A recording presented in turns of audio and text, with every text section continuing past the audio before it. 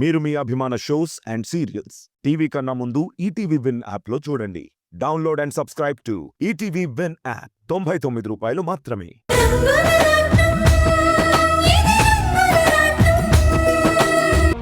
నిజంగా తను వర్షాయే అయితే నేను సారీ చెప్పేదాన్ని మామ్. తన గురించి ఆలోచించడానికి కారణం నువ్వు చెప్పింది నేను నమ్మాను కాబట్టి ఇంత పంతం పట్టాను. దాన్ని ఈ ఇంటి నుంచి పంపించే తీరుతాను.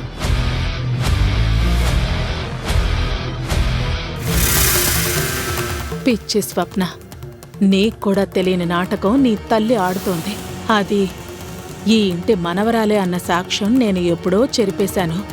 దాన్ని ఆధారం చేసుకుని నీతోనే దాన్ని ఈ ఇంటి నుంచి గెంటించేస్తున్నాను.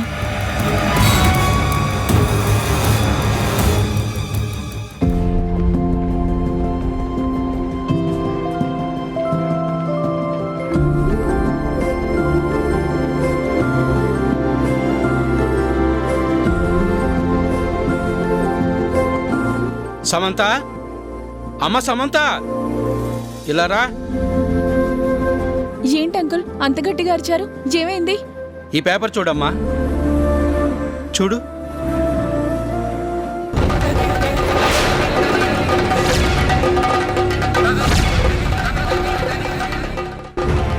ఇది నా మనవరాలు వర్ష ఫోటో. తను ఈ వయసులో ఉండగానే ఒక వ్యక్తి రాణి దగ్గర తను పెరుగుతున్న క్రమంలో ఒక ఫోటో తీశారు.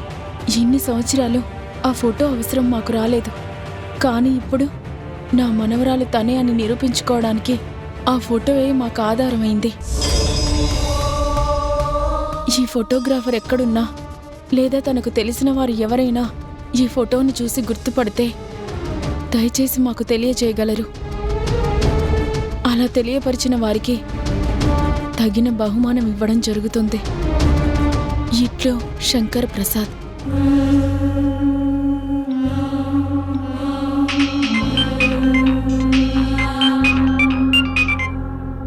హలో తాతయ్య. అమ్మా సమంత, ఇక్కడ వర్ష ఇంటి మనవరాలు మీ చెల్లెలని నిరూపించవలసిన అవసరం వచ్చిందమ్మా. నేను కూడా ఇప్పుడే పేపర్లో ప్రకటన చూశాను తాతయ్య. అసలేం జరిగింది?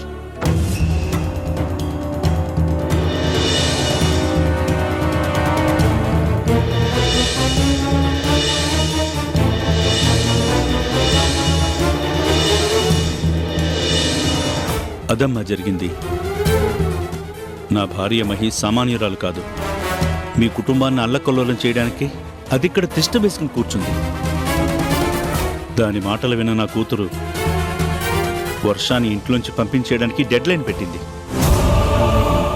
అందుకే నేను ఈ ప్లాన్ చేసి పేపర్ ప్రకటన ఇప్పించాను. అమ్మా, ఎట్టి పరిస్థితుల్లోనూ నువ్వు ఆ ఫోటోతో ఇక్కడికి రావాలమ్మా. ఇప్పుడు అదే ఆధారం. వర్ష ఈ ఇంటి మనవరాలని నువ్వు నిరూపించి తీరాలి. నేను కూడా ఆ రోజు కోసమే ఎదురు చూస్తున్నాను తాతయ్య. నా చెల్లెలిది ఆ ఇల్లని, తను ఆ ఇంటికి హక్కుదారులని అందరికీ తెలియాలి. మరీ ముఖ్యంగా గ్రానికి తెలియాలి. తన నోరు మూయించాలి. సరే తాతయ్య, ఏం చేయాలో ఎలా చేయాలో నేను చూసుకుంటాను. అక్కడ ఏం జరుగుతుందో మీరు చూసుకోండి. ఉంటాను. అలాగేనమ్మా.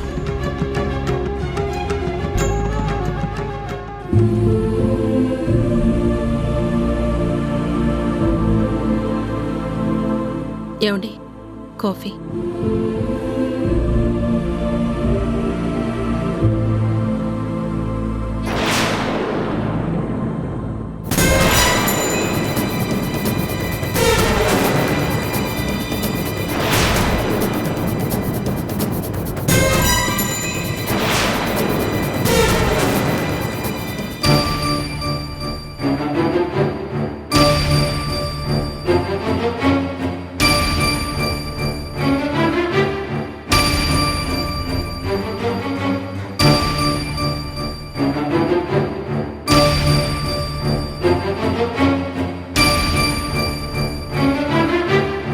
వర్షకు ఇచ్చిన 24 గంటల సమయం అయిపోయింది. ఇంతవరకు తనే ఈ ఇంటి మనవరాలని ఎవ్వరు కూడాను నాకు ఆధారం చూపించలేకపోయారు.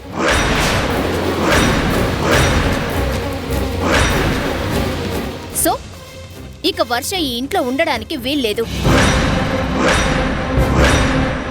తను ఈ ఇంటి నుంచి ఇప్పుడే బయటకెళ్ళిపోవాలి.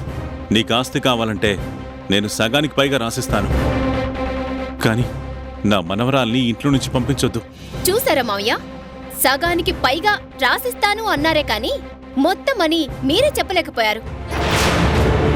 మీకు మనవరాల మీద మమకారం కన్నా తనకు ఆస్తి ఇవ్వాలి అన్న ఆరాటమే చాలా ఎక్కువగా ఉంది. అది నచ్చకే వర్షాన్ని ఇంట్లోంచి బయటకు పంపిస్తున్నాను.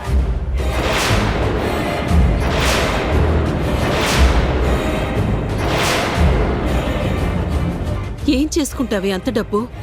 బంధాల్ని దూరం చేసుకుంటే వచ్చే డబ్బు ఎందుకు పనికొస్తుంది?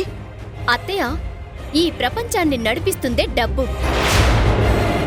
డబ్బు కోసం బంధాలు పుట్టుకొస్తున్నాయి, అనుబంధాలు ఏర్పడుతున్నాయి. ఆ డబ్బు కోసమే ఈ వర్ష ఈ ఇంట్లో అడుగుపెట్టింది.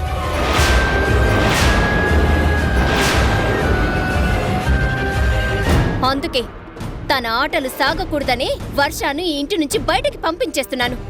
మీ ఆస్తుల మీద, ఐశ్వర్యాల మీద మాకు ఎప్పుడూ ఎలాంటి వ్యామోహం లేదు.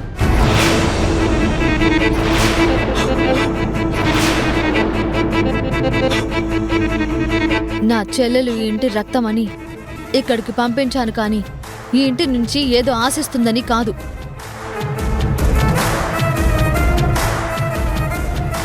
తను నా దగ్గరకు వచ్చేసరికి నెలల పసిపిల్ల, ఒక తల్లిలా పెంచుకున్నాను. నా బిడ్డ దూరమైనట్టే తను నాకు దూరంగా ఉంటే నేను బాధపడ్డాను. అలాంటి నా చెల్లెలు ఈ ఇంట్లో సంతోషంగా ఉంటుందని ఆశించానే కానీ మీతోనే ఇన్ని మాటలు పడుతూ ఈ నిందలన్నీ మోయాల్సి రావాల్సిన అవసరం తనకి లేదు.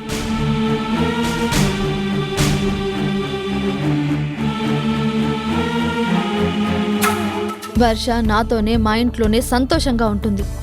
ఈ ఆస్తి కోసం వచ్చిందన్న నింద మీరు తప్పుగా వేశారని తెలుసుకునే రోజు కూడా వస్తుంది.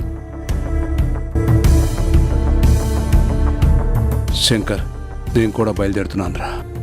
నా మనవరాలు లేని ఇంట్లో నేను కూడా ఉండలేను. నువ్వే కాదురా, నేను పూర్ణ కూడా వచ్చేస్తాం. అందరం వర్షతోనే కలుసుందాం.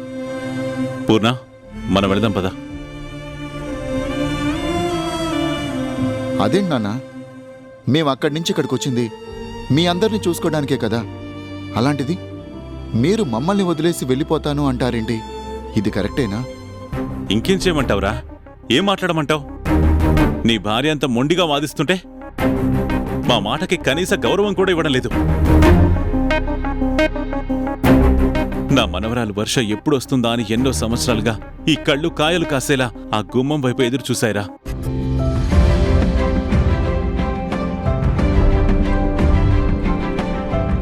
తను మా కళ్ల ముందే ఉన్నా మేం గుర్తుపట్టలేని దౌర్భాగ్యపు స్థితిలో ఉన్నాంరా. తనే మా మనవరాలు అని తెలిసిన క్షణం నుంచి ఒక్క క్షణం కూడా ఉండలేకపోయాం. ఈ ఇంట్లో తనుండాలని, మా కళ్ల ముందే తిరగాలని ఎన్నో అనుకున్నాము.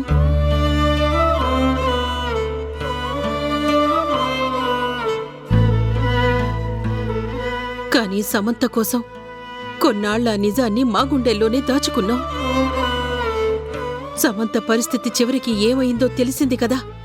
ఇప్పుడు కూడా వర్ష ఇంట్లో ఉండకూడదని నీ భార్య నిర్ణయించాక మాకు ఈ ఇల్లే అవసరం లేదు. మేము మా మనవరాలతో వెళ్ళిపోతాం. అదేంటి చెల్లమ్మ అలా మాట్లాడుతున్నావు? మీరు ఈ ఇంటి నుంచి వెళ్ళిపోవడం ఏంటి? ఇంకేం చెప్పమంటారన్నయ్యా? మీ కూతురు అదే మా ఇంటి కోడలు.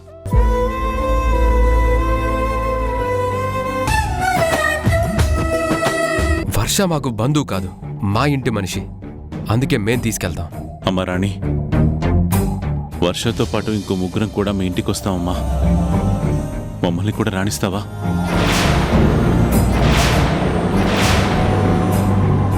వద్దు తాతయ్య, నేను ఈ ఇంటికి ఏదో ఆశించి వచ్చాను అని ఆవిడ అనుకుంటున్నారు కదా.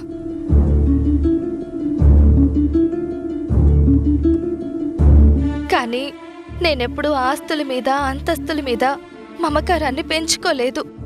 చిన్నప్పటి నుంచి నా అనేవాళ్ళు మాకు ఎవ్వరూ లేరు.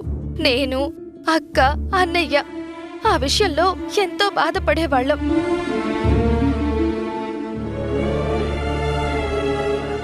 తర్వాత ఎన్నో ఏళ్లకు అమ్మ అని రక్తం వచ్చింది. మాకు కూడా అమ్మ ఉంది అని మేమెంతగానో మురిసిపోయాం.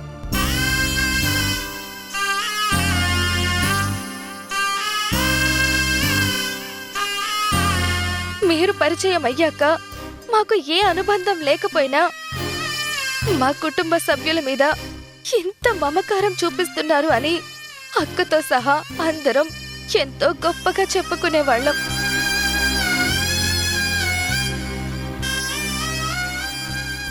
అలాంటిది నేను మీ ఇంటి మనవరాల్ని, మీ మనిషిని అని తెలిసినప్పుడు తాతయ్య దగ్గర ఉండాలని, నానమ్మ ప్రేమని చవి చూడాలని, సూర్యం తాతయ్య మమకారాన్ని పంచుకోవాలని ఇలా ఎన్నో కలలు కన్నాను.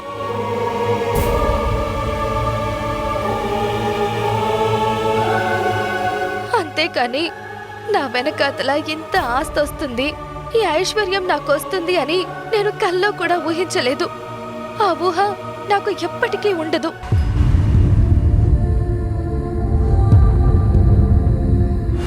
అమ్మా వర్ష, నీ గురించి మాకు తెలీదా? మూర్ఖంగా స్వప్న వాదిస్తోంది. దాని గురించి నువ్వెందుకమ్మా బాధపడతావు? తర్వాత తన తప్పేంటో తనే తెలుసుకుంటుంది. చాలు సిద్ధు, నువ్వు నీ భార్యని తప్పు పడుతున్నావు. ఎవరో తెలియని వ్యక్తి గురించి నువ్వు గొప్పగా చెప్తున్నావు. నిజంగా తనే మనవరాలైతే ఈ పాటికి సాక్ష్యం రావాలి కదా. ఏది సాక్ష్యం?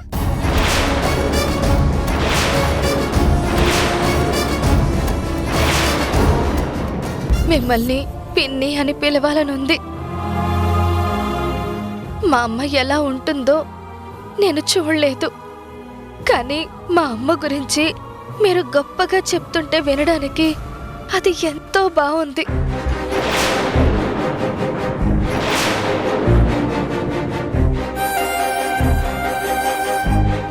కానీ ఒకటి, నాకు జన్మనిచ్చిన మా అమ్మ మీద ఒట్టేసి చెప్తున్నాను, నా జీవితాన్ని గొప్పగా ఊహించుకున్న తాతయ్య నానమ్మల పాదాల సాక్షిగా చెప్తున్నాను.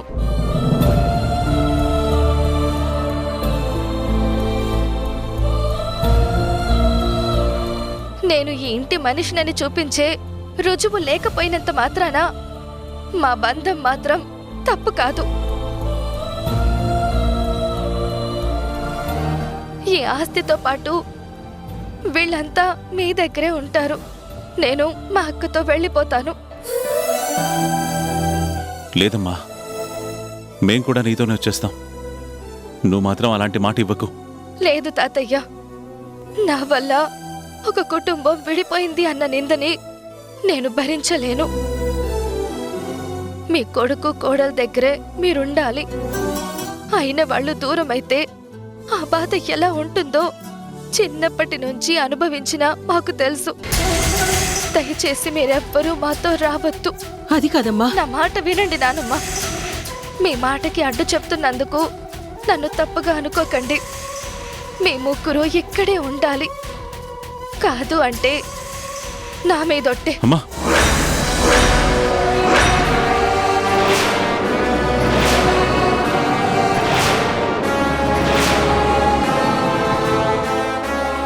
చూసారా, ఈ క్షణంతో ఈ దరిద్రం వదిలిపోతుంది.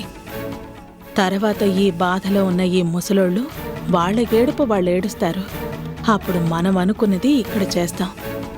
ఈ వర్ష ఇంక ఈ జన్మలో ఈ ఇంట్లో అడుగు పెట్టదు. చూడు వర్ష, నువ్వు కన్నీళ్లతో వెళ్ళిపోతున్నావు. వాళ్ళిక్కడే ఉంటున్నారు. మళ్ళీ రావచ్చు అని అనుకుంటున్నావేమో. ఈ ఇంట్లో నువ్వు అడుగు పెట్టాలి అనంటే నువ్వే ఈ ఇంటి మనవరాలు అని రుజువులతో సహా నాకు చూపించాలి.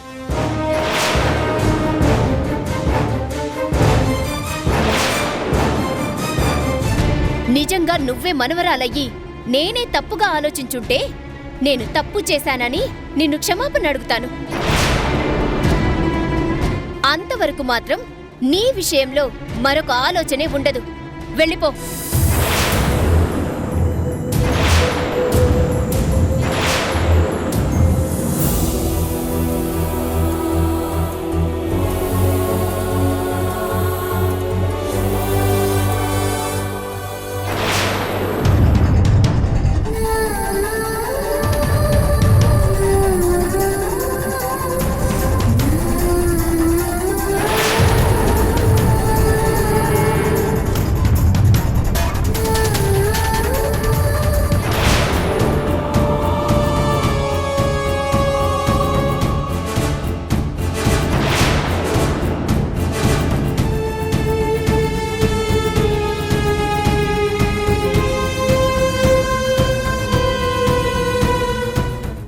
ఎక్కడికెళ్తున్నావు వర్ష?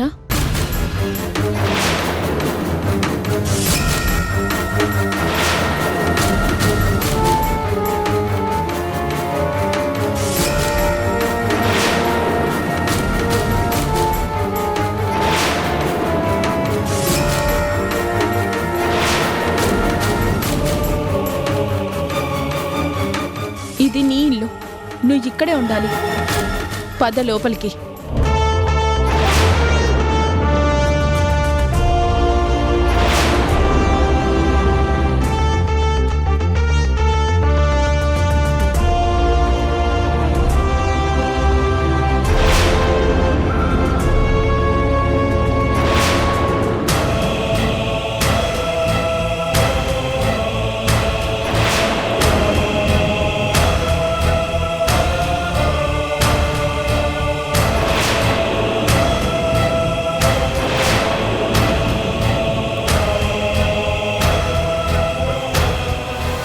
వర్ష ఈ ఇంట్లోనే ఉంటుంది, ఎక్కడికి వెళ్ళదు. ఆ మాట చెప్పడానికి నువ్వెవరు? ఆ రోజు ఏదో రక్తం ఇచ్చావు కదా అని నీకు ఈ ఇంటితో రక్త సంబంధం ఉందని చెప్పారు. అలా అనగానే నువ్వు కూడా మనవరాలుగా వచ్చేసావా?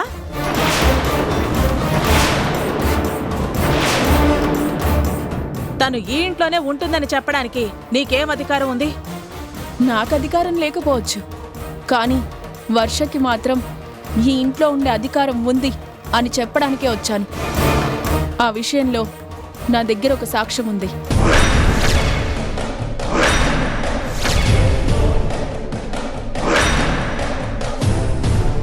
ఏ సాక్ష్యం చూపించమని ఆవిడ ఇంతవరకు గొడవ పెడుతుందో ఆ సాక్ష్యం తీసుకొని నేనొచ్చాను.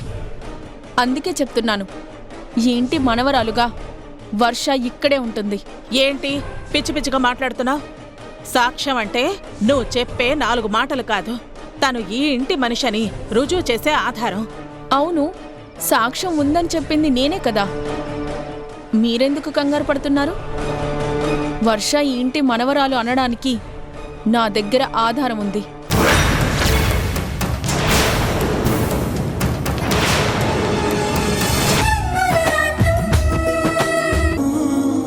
అమ్మగారు, నా చెల్లెలు ఇంత గొప్పింటి మనిషి అని తెలియక తనని నేను పెంచాను.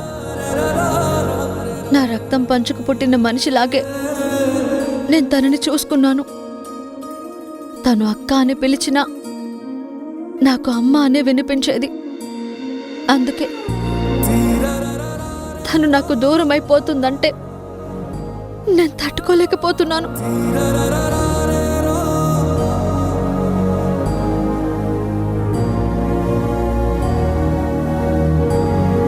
కానీ ఇప్పుడు తన వాళ్లతో తనుంటుంది. ఈ ఇంటి మనిషిని నిరూపణ అయినందుకు నాకు చాలా ఆనందంగా ఉంది. ఇన్నాళ్ళు కళ్ళల్లో పెట్టుకుని పెంచుకున్న నా చెల్లెలిని ఇప్పుడు మీకు అప్పగిస్తున్నానమ్మగారు. ఏంటి రాణి, వర్ష మా మనవరాలైనంత మాత్రాన నువ్వు పరాయిదానివైపోతావా? అన్నయ్యని తాతయ్య అని పిలిచిన మొదటి మనిషివి నువ్వు. అందుకే ఈ ఇంటి పెద్ద మనవరాలివి కూడా నువ్వే.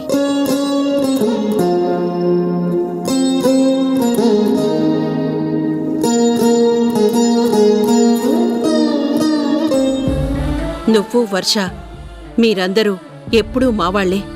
మనందరం ఒక్కటే. అవునమ్మా, నువ్వు రాధా మా ఇంటి మనుషులు. మీరెప్పటికీ పరాయి వాళ్ళు కాదు. కాకపోతే మన ఇళ్ల మధ్య దూరం ఉన్న బంధుత్వాలు దగ్గరగానే ఉంటాయి.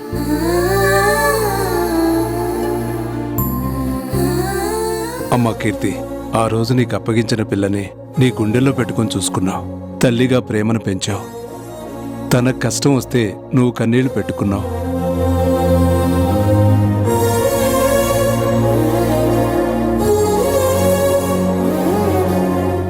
కన్న కూతురు కంటే చాలా గొప్పగా పెంచావు.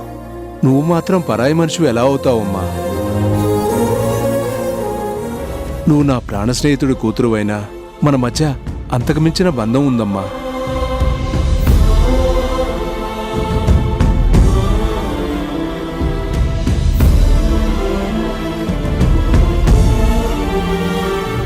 వర్ష రా.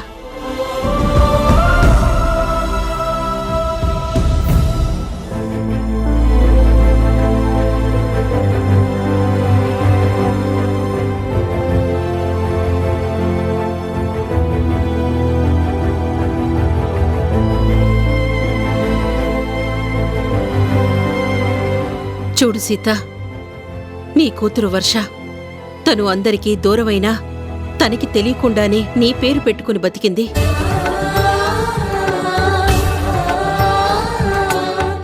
సీతాదేవిలాగే ఎన్నో కష్టాలు అనుభవించినా కుటుంబం గురించి ఆలోచించింది.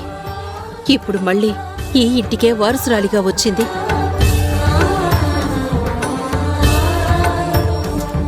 నీ బిడ్డని నా కళ్ళల్లో పెట్టుకుని పెంచే బాధ్యత నాది. ఏ లోకంలో ఉన్నా మీరిద్దరూ వీళ్ళని ఆశీర్వదించండి. అమ్మా, నాన్న, మీరు ఎలా ఉంటారో కూడా నాకు తెలీదు. ఈ ఫోటోలో మిమ్మల్ని చూసినప్పుడు మీరే నాకు జన్మనిచ్చిన వాళ్ళు అని తెలిసింది. ఇప్పుడు నేను నా వాళ్ళతో ఉన్నందుకు నాకు చాలా సంతోషంగా ఉంది. కానీ ఈ సంతోషంలో కూడా ఒక బాధ ఉందమ్మా. అది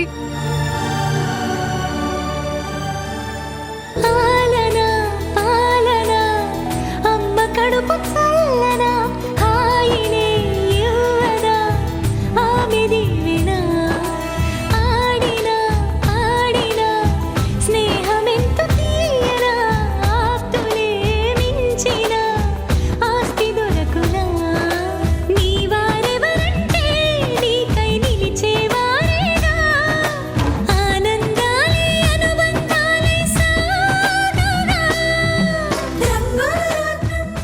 వర్ష, ఊరుకో వర్ష.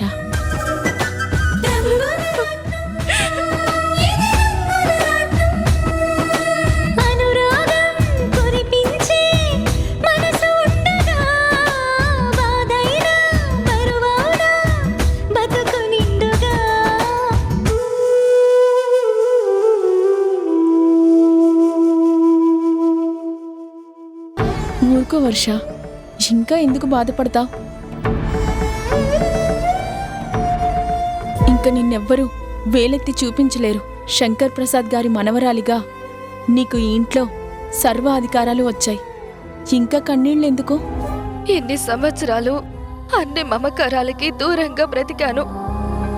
ఏ ప్రేమాభిమానాల గురించి తప్పించానో అవన్నీ నాకు దొరికాయి అన్న ఆనందం పూర్తిగా తీరకముందే ఈ ఇంటి నుంచి అడుగు బయట పెట్టవలసిన పరిస్థితి వచ్చింది.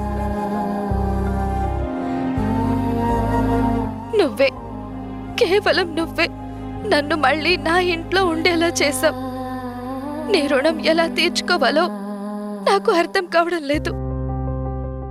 వర్ష, ఏంటి పిచ్చి పని? ఇందులో నేను చేసిందేముంది? ఇది నీ హక్కు. నీ హక్కు అందరికీ నేను చూపించాను.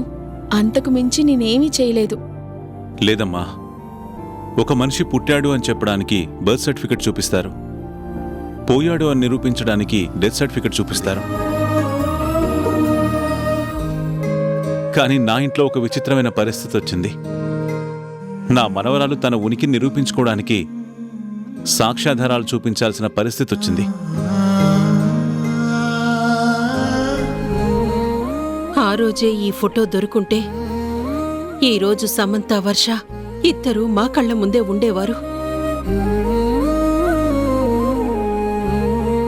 సమంత ఎప్పుడు తన చెల్లిని తను ఎంత అభిమానంగా చూసుకుంటుందో మాతో చెప్పేదమ్మా. ఎన్నో ఏళ్లు దూరమైన తన చెల్లి కనబడితే తల్లి కన్నా ఎక్కువగా ప్రేమాభిమానాల్ని పంచుతాను అని చెప్పింది. కాని నీ చెల్లెలు ఈ వర్ష అని మేమందరం నెత్తి నోరు కొట్టుకు చెప్పినా ఈ సాక్ష్యం లేని కారణంగా తను అపార్థం చేసుకుని ఇక్కడి నుంచి వెళ్ళిపోయింది. నిజాన్ని తెలుసుకోకుండా మా అందరికీ కొండంత దుఃఖాన్ని మిగిల్చి తను శాశ్వతంగా దూరం అయిపోయిందమ్మా.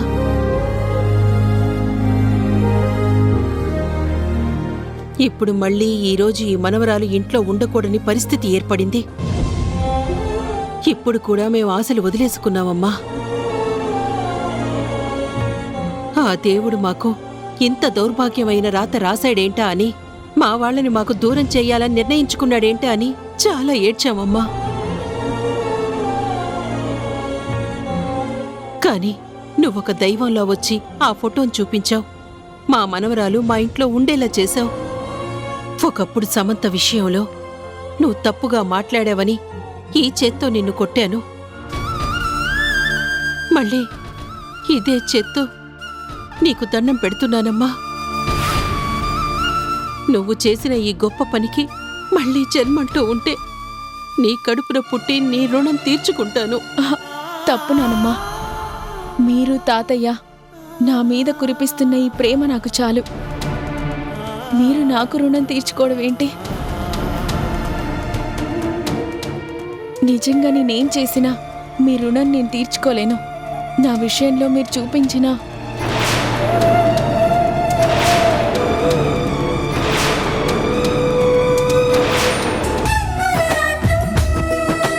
మీరందరూ బాగుండాలని కోరుకున్నాను కాబట్టే నేనా బాధ్యత తీసుకున్నాను. చాలా సంతోషం అమ్మా. స్నేహితురాలిగా పరిచయమైన నువ్వు మా అందరికీ ఆప్తురాల్లా మారిపోయావు. అందుకే నీ మీద మరొక బాధ్యత పెట్టాలనుకుంటున్నాం. ఏంటి తాతయ్య అది? అమ్మా, నువ్వు చిన్నపిల్లవైనా సరే నువ్వు మాత్రమే చేయగలవు అన్న నమ్మకంతో నీకు బాధ్యత అప్పగిస్తున్నాం. వంశీకి, వర్షాకి పెళ్లి చెయ్యాలి. అది నీ ద్వారానే అవుతుందని మేం నమ్ముతున్నాం. వాళ్ళిద్దరినీ కలపాలని నాకు ఉంది. కానీ వర్షతో ఎన్నిసార్లు మాట్లాడినా తన ఆ టాపిక్ మాత్రం తీసుకురానివ్వట్లేదు. ఏం చేయాలో నాకైతే అర్థం కావడం లేదు. ఇదంతా నేను చేసిన తప్పేనమ్మా. వర్షం మా మనవరాలను తెలియకముందు తన మీద కోపాన్ని పెంచుకున్నాను. నా పెద్ద మనవరాలికి న్యాయం చేయాలన్న ఉద్దేశంలో చిన్న మనవరాలికి నేనే అన్యాయం చేశాను. ఆ పాపమే ఇప్పుడు శాపంలో వెంటాడుతోంది. సమంత మా అందరికీ శాశ్వతంగా దూరం అయిపోయింది. తన జ్ఞాపకాల్ని మాత్రమే మిగిల్చింది. పోనీ వర్ష అయినా ఆనందంగా ఉంటుందనుకుంటే అక్కకిచ్చిన మాట నేను తప్పలేను అని ప్రేమించిన వంశీని దూరం చేసుకుంటుంది. తన ముందే ఉన్న వంశీ వర్షాన్ని పెళ్లి చేసుకోవాలని నిర్ణయించుకున్నా వర్ష మాత్రం ఎవ్వరి మాట వినిపించుకోవడం లేదమ్మా. నువ్వే తనని ఒప్పించగలవని మేం నమ్ముతున్నామమ్మా. ఏం చేయాలో చెప్పండి, తప్పకుండా చేస్తాను. చెప్పాను కదా, వాళ్ళని కలపాల్సిన బాధ్యత నా మీద ఉంది అని. దీని గురించి నేను పూర్ణ ఒకటి ఆలోచించాం. సిటీకి కొంచెం దూరంగా ఉన్న ఒక ఊర్లో ఒక టెంపుల్ ఉందని వాళ్ళకి చెప్పాం. ఆ గుడికి వాళ్ళని పంపిస్తాం. వాళ్లతో పాటు నువ్వు కూడా వెళ్ళమ్మా. అక్కడ నువ్వు ఏం మాట్లాడతావో, ఎలా మాట్లాడతావో మాకు తెలీదు. కానీ తప్పకుండా వాళ్ళిద్దరినీ పెళ్లికి నువ్వు ఒప్పించాలి. వర్షాన్ని పెళ్లి చేసుకోవడానికి వంశీ ఎప్పుడూ సిద్ధంగానే ఉన్నాడు. కానీ మనసులో ఉన్న ప్రేమను సమాధి చేసుకోకుండా వంశీని పెళ్లి చేసుకోవడానికి వర్ష ఒప్పుకోవాలి. ఏం మాట్లాడతావో, ఎలా మాట్లాడతావో నీ ఇష్టం. ఇద్దరూ ఒకే వయసున్నవాళ్లు కాబట్టి నీ మాట తప్పకుండా వింటుంది. అదే కాకుండా నువ్వంటే వర్షకి ఎంత అభిమానమో మాకు తెలుసు. అందుకే ఈ బాధ్యత నువ్వు తీసుకుని మాకు శుభవార్త చెప్పమ్మా. ఇన్నేళ్లు వాళ్ళని కళ్ళలో పెట్టుకుని పెంచుకున్నాం. మేం కళ్ళు మూసేలోగా మా మనవరాలు ఆనందంగా ఉండాలనేదే మా కోరిక. అది నువ్వే తీర్చాలమ్మా. అలా మాట్లాడకండి తాతయ్య. నన్ను నమ్మి మీరు ఇంత పెద్ద బాధ్యత నాకు అప్పగించారు. ఇది నాకు చాలా సంతోషంగా ఉంది. మీ పాదాల సాక్షిగా చెప్తున్నాను, ఏం చేసైనా సరే వాళ్ళిద్దరినీ పెళ్లి కొప్పించి వాళ్ళని కలుపుతానని నేను మీకు మాటిస్తున్నాను.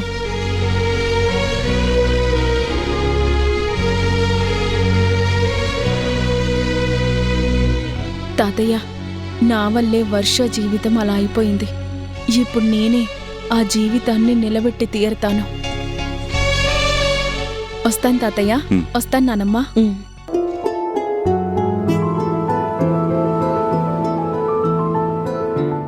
అమ్మ వర్ష, వర్ష!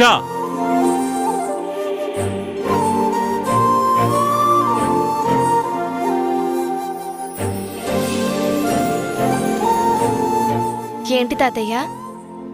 వంశీ వంశీ వంశీ అమ్మ వర్ష, నువ్వు వంశీ ఇద్దరు బయటికి వెళ్ళాలి. మేమిద్దరమా? ఎందుకు తాతయ్య? అదేనే, నువ్వు మా ఇంటి మనవరాలివని నిరూపణ చేసే ఆధారాన్ని చూపించి అన్ని సమస్యలు సర్దుకుంటే నిన్ను గుడికి పంపిస్తాను అని నేను దేవుడికి మొక్కుకున్నానే.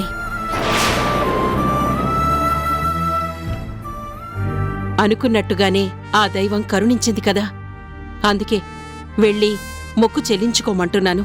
అప్పుడు అందరం కలిసి వెళ్దాం. మేమిద్దరం కలిసి వెళ్ళడం ఎందుకు? భలే దానివి వర్ష. ఇక్కడ చాలా పనులుంటాయి కదా. మావయ్య గారు ఇప్పుడు జర్నీ చేయకూడదు, అందుకే వీళ్ళిద్దరూ ఇంట్లోనే ఉంటారు. సిద్ధు ఆఫీస్ వర్క్ చూసుకోవాలి, నాకేమో ఇంటి పనులున్నాయి. అందరికీ ఎవరి పనులు వాళ్ళకున్నాయి. అందుకే నువ్వొక్కదానివే వెళ్ళడం ఎందుకు? వంశీతో పాటు వెళ్ళు. నిన్ను వంశీని కలపాలనుకుంటున్నారు. సరదాగా వెళ్ళిరండి.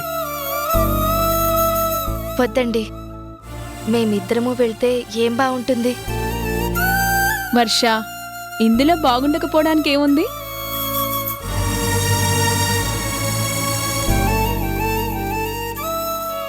మీరిద్దరూ బయట వాళ్ళేం కాదు కదా, మీరిద్దరూ కలిసే వెళ్ళాలి. ఆ మొక్కు చెల్లించుకొని రావాలి. నానమ్మ అంతలా చెప్తుంటే ఇంకా ఆలోచిస్తావేంటి? అది కాదు, మేమిద్దరం కలిసి అంటే మనిద్దరం కలిసి వెళ్ళడంలో ప్రాబ్లం ఏముంది? వెళ్తుంది గుడికే కదా. మొక్కు అన్నప్పుడు చెల్లించుకోవాల్సిన బాధ్యత కూడా ఉంటుంది. ఎందుకు ఇంతలా ఆలోచిస్తున్నావు? చూడమ్మా, ఎప్పటికైనా సరే మీ ఇద్దరు ఒకటవ్వాల్సిందే కదా. అలాంటిది మీ ఇద్దరు కలిసి వెళ్తే తప్పని ఎందుకు అనుకుంటున్నావు? లేదు తాతయ్య, నా ఉద్దేశం ఏంటంటే... పోనీలే వర్ష, నీకు అంతగా ఇబ్బందిగా ఉంటే నేను కూడా మీతో పాటే వస్తాను. మన ముగ్గురం కలిసే వెళ్దాం. అప్పుడు ఎలాంటి ప్రాబ్లం ఉండదు కదా. నువ్వు మాతో వస్తానంటే ఏ ఇబ్బంది లేదు. తప్పకుండా వెళ్దాం.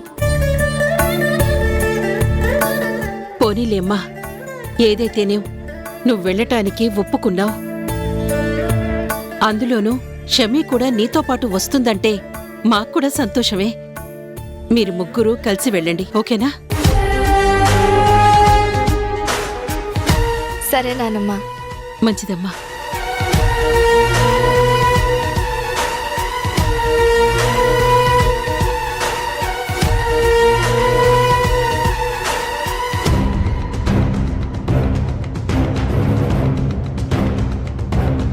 నాకు అర్థమైంది వదినా. మీరందరూ కలిసి చాలా తెలివిగా వాళ్ళిద్దరినీ పంపించాలని నిర్ణయించుకున్నారు. వర్ష ఒప్పుకోకపోయేసరికి ఇదిగో ఈ స్నేహితురాలు వచ్చేసింది.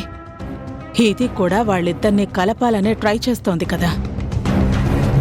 కానీ నేనుండగా వాళ్ళని కలవనివ్వను. గుడికి వెళ్ళి వాళ్ళు మొక్కు చెల్లించుకుంటారు. అసలేం జరుగుతుందో మొత్తం నేను తెలుసుకుంటాను.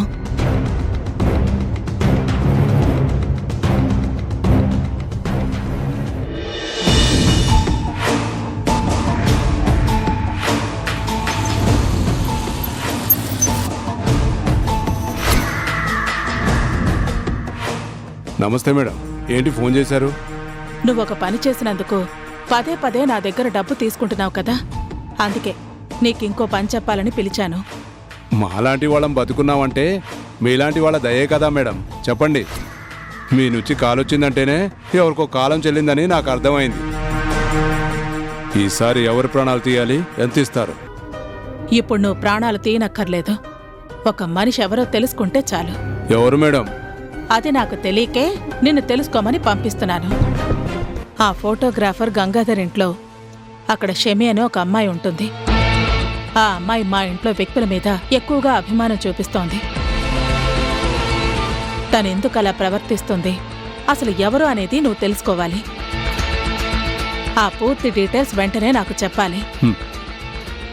తీసుకో. ఓకే మేడం, చేతిలో డబ్బులు పడ్డాయి కదా, ఆ వ్యక్తి ఎవరన్నది మీకు మొత్తం డీటెయిల్స్ చెప్తాను. వస్తాను మేడం.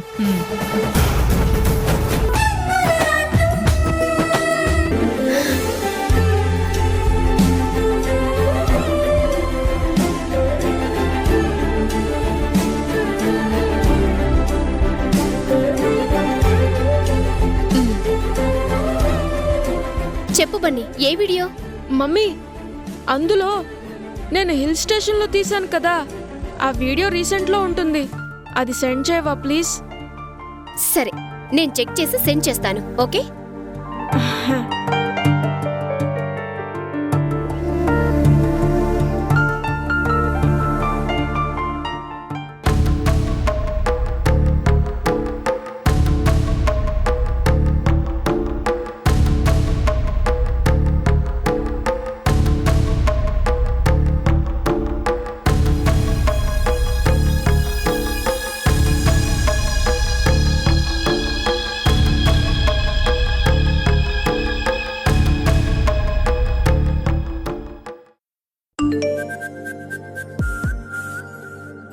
అరే, మా మమ్మీ పంపించినట్టుందిరా.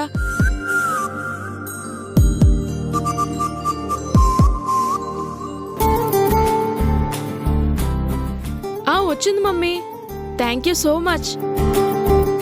యాజ్ ఇట్ ఈస్గా నువ్వు ల్యాప్టాప్ షట్ డౌన్ చేసేయ్. ఓకేరా, ఉంటాను. Okay mummy. స్వప్న, అత్తయ్య, ఒకసారి ఇలారా.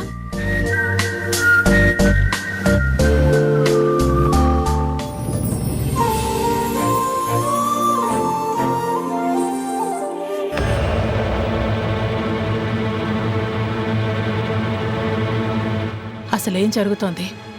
ఎన్ని రోజులుగా నేను ఏ ప్లాన్ చేసినా ఒక్కడి కూడా ఫెయిల్ అవ్వలేదు. అన్నీ సక్సెస్ అయ్యాయి. కానీ ఇప్పుడు నేనేమనుకుంటే అది రివర్స్ అవుతోంది.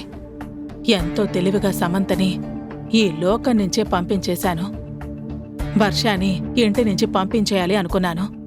కానీ అదెవత్తో ముసుగేసుకుని నా ప్లాన్ మొత్తం పాడు చేస్తోంది. ఏం చేయాలో అర్థం కావటం లేదు.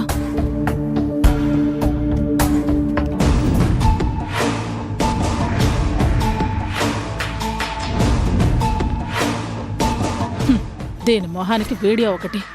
నా మనవడు దీనికో వేరాభిమాని. దీని వీడియో తీసి చూపిస్తున్నాడు. అసలు దీనివల్లే కదా ఈ ఇంట్లో పరిస్థితులన్నీ ఇలా అవుతున్నాయి.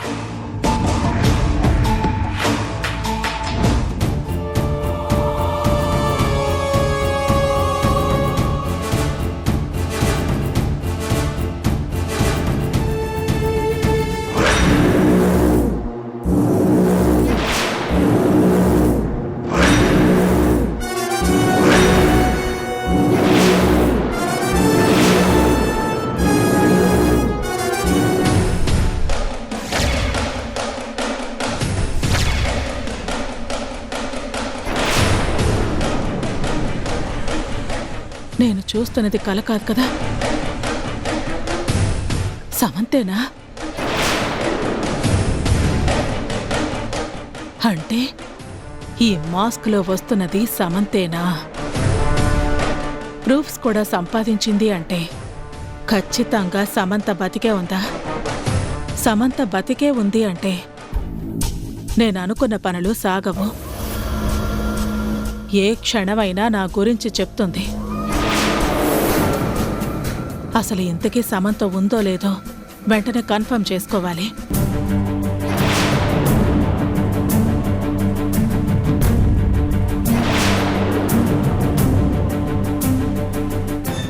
ఈ ల్యాప్టాప్ ఇక్కడే ఉంటే ఇంట్లో ఎవరైనా చూస్తారో. ఇది నా గదిలో దాచేసి ఆ తర్వాత నేను చెయ్యాల్సిన ప్లాన్ చేస్తాను.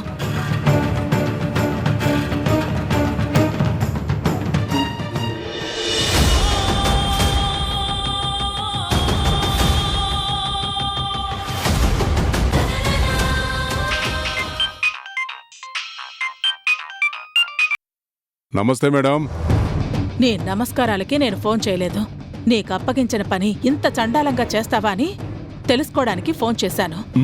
ఏంటి మేడం, నేనేం చేశాను? ఆ సమంత బతికే ఉందా లేక చచ్చిపోయిందా? అదేంటి మేడం, మీరు ఆ ఇంట్లోనే ఉంటున్నారు కదా, ఆ అమ్మాయి చనిపోయిందని మీరు కన్ఫర్మ్ చేశారు కదా, ఇప్పుడు మళ్ళీ నన్ను అడుగుతారేంటి? ఒరే ఈడియట్, ఆ అమ్మాయి బతికే ఉందన్న అనుమానం నాకుంది, అందుకే నేను అడుగుతున్నాను. లేదు మేడం, సమస్య లేదు. బ్రేకులు ఫెయిల్ అయ్యాక, పైగా అక్కడ కారు ఆ చెట్టును ఢీకొన్నాక బ్రతికే అవకాశమే లేదు. చనిపోయిందని పోలీసులు కూడా కన్ఫర్మ్ చేశారు కదా, మీరేంటి మళ్ళీ ఇలా అడుగుతున్నారు? నాకెందుకో అనుమానంగా ఉంది. నువ్వొక పంచే, వాళ్ళిప్పుడు ఒక దగ్గరికి వెళ్లారు, వాళ్ళ ముగ్గురిని నువ్వు ఫాలో అవ్వు. మరీ ముఖ్యంగా అక్కడ మాస్క్లో ఉన్నదాన్ని బాగా అబ్జర్వ్ చేయి. అదే సమంత అని నాకు అనుమానంగా ఉంది. అది కన్ఫర్మ్ చేసుకుని నాకు వెంటనే ఫోన్ చేసి చెప్పు. సరే మేడం, ఇప్పుడే వెళతాను. ఇంతకీ వాళ్ళు ఎక్కడున్నారు?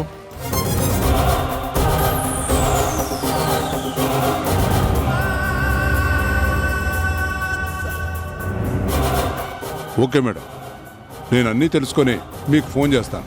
ఉంటాను.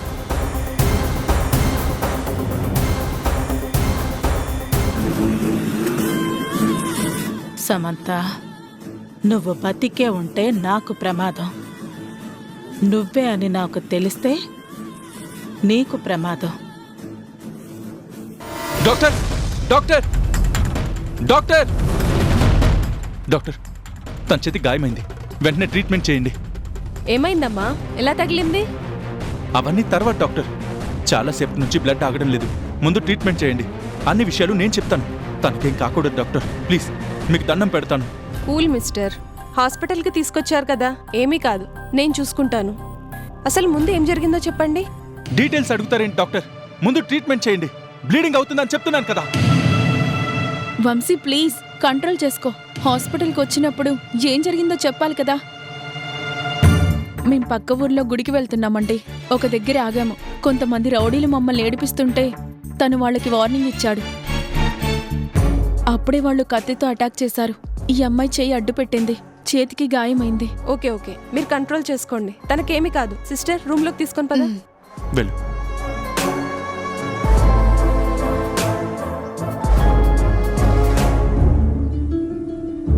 వంశీ, ఎందుకంత టెన్షన్ పడుతున్నావు? హాస్పిటల్కి తీసుకొచ్చాం కదా. వర్షకి చిన్న గాయమైనా సరే నేను తట్టుకోలేను.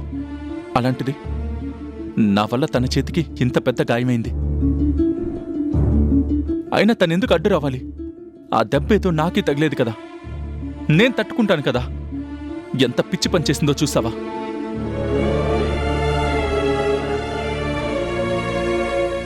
తను అసలు ఎంత బాధపడుతూ ఉంటుందో కదా. ఆ దెబ్బ తనకి ఎంత నొప్పిగా ఉంటుందో. ప్లీజ్ వంశీ, కంట్రోల్ చేసుకో. వర్షకేం కాదు, అది చిన్న దెబ్బే. అయినా హాస్పిటల్కి తీసుకొచ్చాం కదా. నీకు వర్ష మీద మరీ ఇంత ప్రేముందా? వర్షం నేనెలా చూసుకుంటాను, వర్ష విషయంలో నేనెలా ఆలోచిస్తాను, ఎవరూ అర్థం చేసుకోలేరు. కానీ ఒక్కటి షమి, వర్షకి చిన్న బాధొచ్చినా ఈ గుండెకి తగులుతుంది. వర్ష కన్నీళ్లు పెట్టుకుంటే నా మనసులో కంగారు పెరుగుతుంది. ఎప్పుడు వర్ష బాగుండాలి, తను బాధలో ఉంటే మాత్రం నేను తట్టుకోలేను.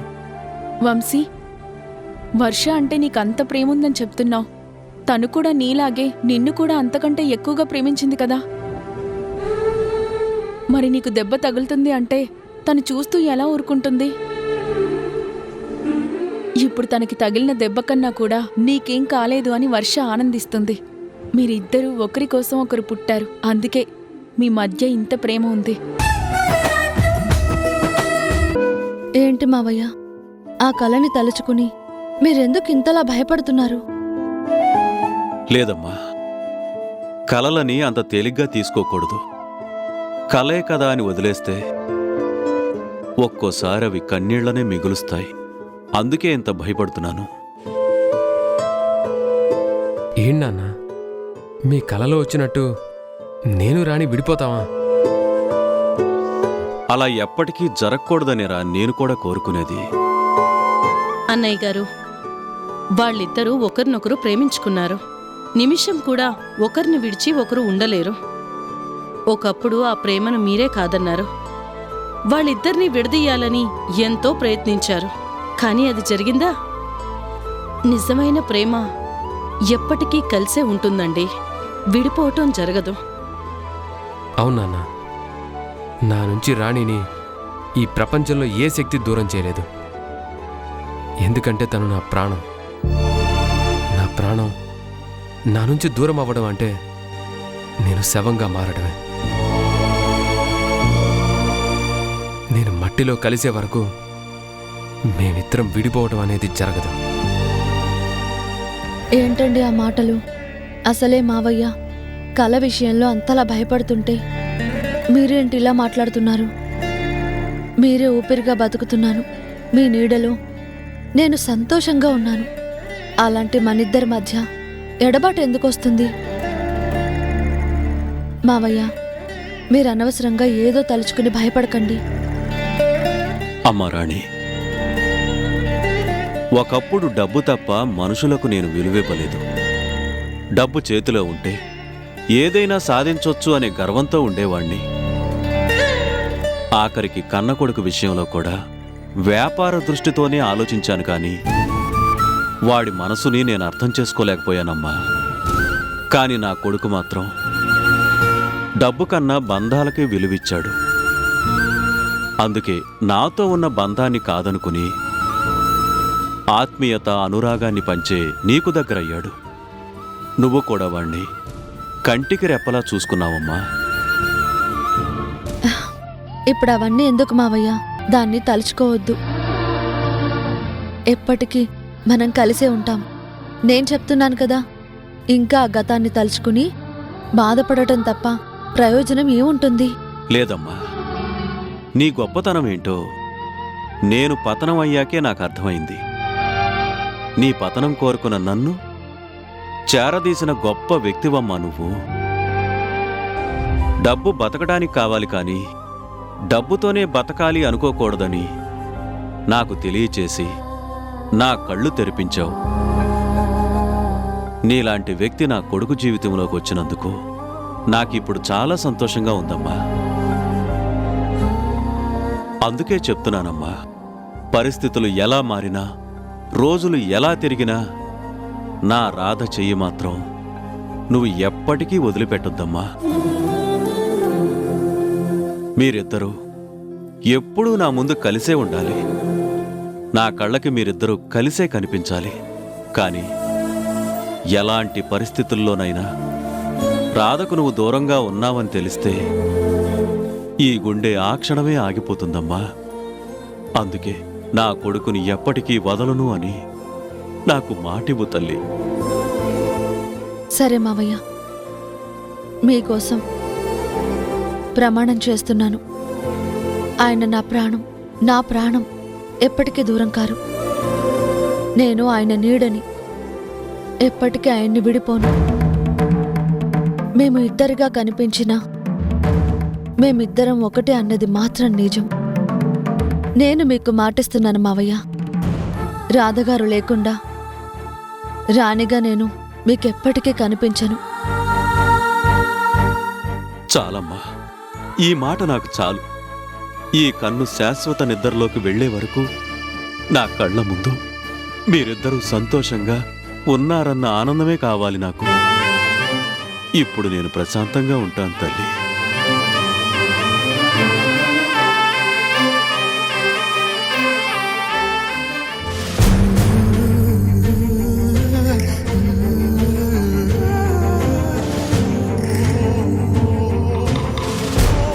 ఎందుకు షమి నన్ను పెళ్లి చేసుకోమని వర్షని బలవంతం చేస్తున్నావు?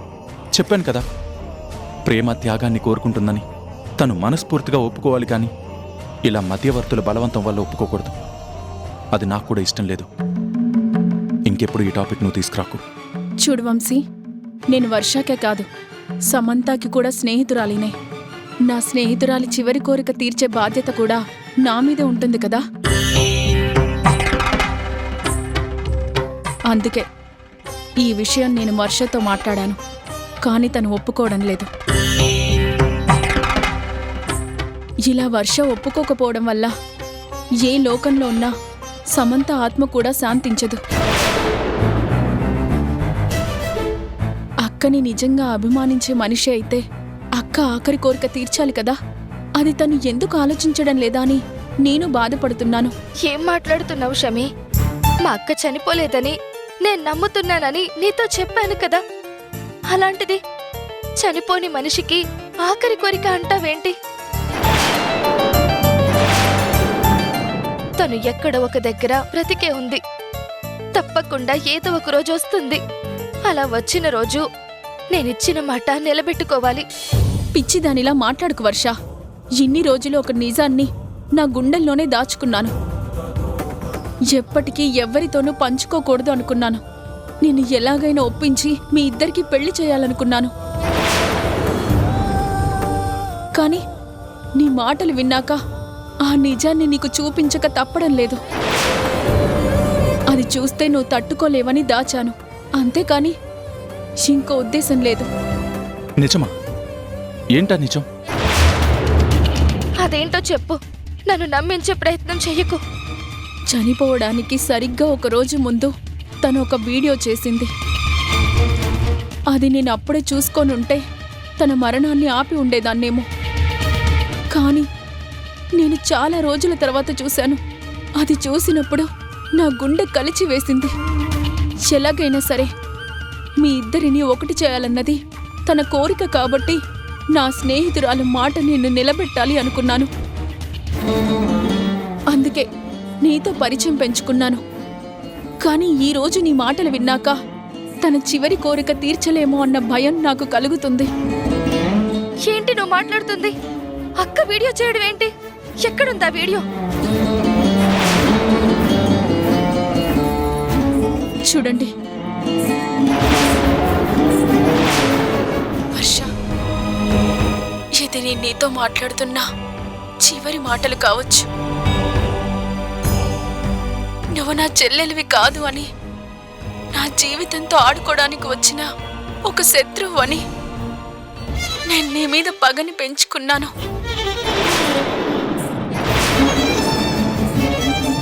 కాలేజ్లో నాకన్నా నీకు ఎక్కువ మార్కులు వచ్చినప్పుడే నీ మీద నాకు కోపం వచ్చింది. నేను ప్రేమించిన వంశీ నిన్ను ప్రేమించాడని తెలిసినప్పుడు నేను తట్టుకోలేకపోయాను. కానీ ఒక నిజాన్ని ఆ రోజు నేను తెలుసుకోలేకపోయాను. నిన్ను మనస్ఫూర్తిగా ప్రేమిస్తున్న వ్యక్తి నా జీవితంలోకి వచ్చినా సరే నాకు దగ్గర కాలేడు అన్న నిజాన్ని నేను తెలుసుకోలేకపోయాను వర్ష.